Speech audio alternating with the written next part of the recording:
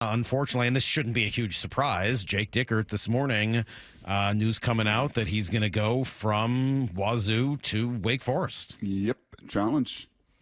Big challenge. You could throw on the entire Oregon State Elite 8 women's basketball team too, Salk. You know, Donovan Hunter and Reagan Beers and Von Olhoffen. Coach stayed, but everybody else left after an Elite 8 run, unfortunately.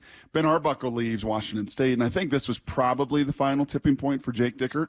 I texted with him the other day, and he didn't say this, but yeah, I'm just kind of reading between the lines. It's one thing to lose personnel. It's one thing to lose an athletic director. It's quite another when you can't hire the kind of coaches that you know you need to hire to win. And lost out on an OC that he thought he had. OC goes to Arizona, unfortunately.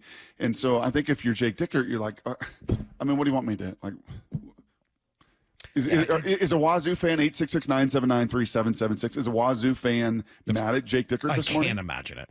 Are you furious at Jake Dickert? I would be shocked if there was a single Coug fan with like their head on straight that was upset with Jake Dickert, because it essentially what you would have to be saying at some point is that you value loyalty to such an extent that you expect it over competitiveness for somebody who's in the world of sports. Right. And I don't think that's fair. This dude's been unbelievable. Now, look, disloyalty, complete lack of loyalty, not giving. Sure, those are things that you should absolutely criticize. Mm-hmm. But to call him any of those things after leaving in this moment, to me, would be asinine. Like, when you're in a this position, guy showed loyalty until it became an untenable situation, and he's a professional football coach. He's competitive. He wants to win. Now, I don't know whether going to Wake Forest is going to satisfy any of his competitive juices, but players aren't going to be coming and going every single year. No? No.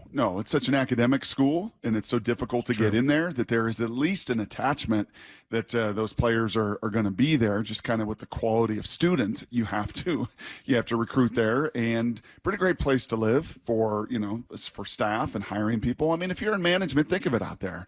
You're in management and your employees leave because they all get better jobs and you can't pay what other people are paying. You're in management and you want to hire great people around you, and you can't hire great people around you because they get paid more elsewhere, right? I mean, like, what do you want that manager who's excelling to do? Yeah. What do they do in the real world?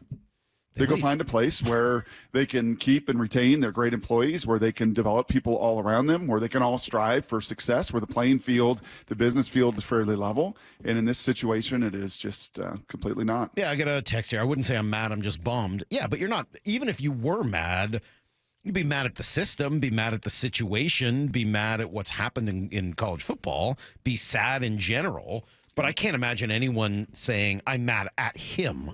He is not the cause. He is he's what's happened because of, right? I mean, he's on the unfortunate result.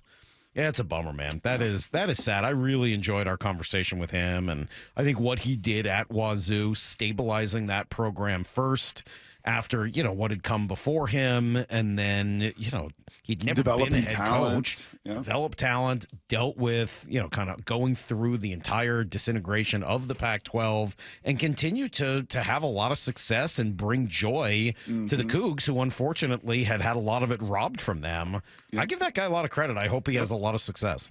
Yeah, and I think he'll be able to kind of hire some of the people around him there that he's going to want to hire, and I think if you're Wake Forest, you love this hire. I mean, he's a developer. It's what he does. He takes 2- and 3-star guys and he makes some great players and NFL players and wanted by others, and hopefully there, as he evaluated it and looked at the different job opportunities, this is a spot where, although you don't have the NIL, where although, the playing field isn't totally level, where although you're in the ACC and not the SEC and the Big Ten, as Cloud has said, could probably and very likely break off, at least you have a place, because of the academic restrictions, where you can have some connective tissue, where you can have some level of attachment. And it is not just a total free agent, free-for-all, every day, every moment, every season. Yeah.